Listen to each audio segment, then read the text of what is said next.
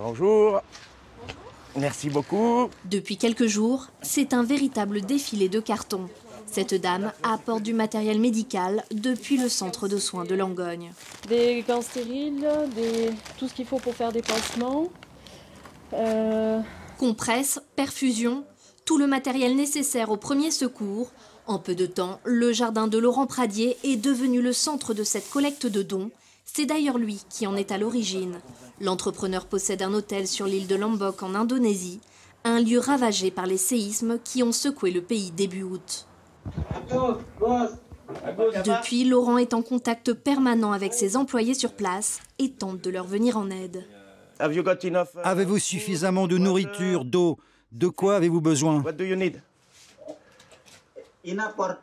On en a assez pour 2 jours, mais pour 1 ou 2 semaines, on ne sait pas encore. Pour l'instant, les gens restent à l'abri dans les collines par peur du tsunami.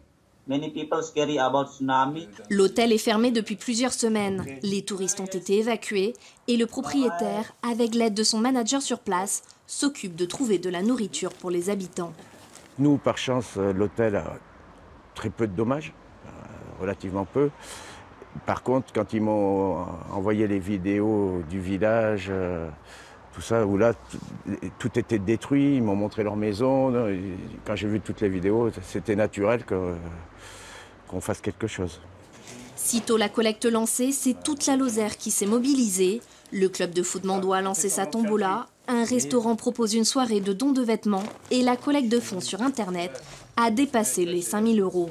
Les dons financiers sont les plus simples pour nous parce que ça peut nous permettre de financer l'envoi justement du matériel qu'on a, mais aussi de financer des achats là-bas sur place pour pouvoir qu'ils aient de l'eau potable, de la nourriture pour vivre tout simplement. La cargaison partira fin de semaine prochaine pour une arrivée prévue environ 1 mois plus tard, le temps pour Laurent Pradier de se rendre sur place et d'organiser la distribution.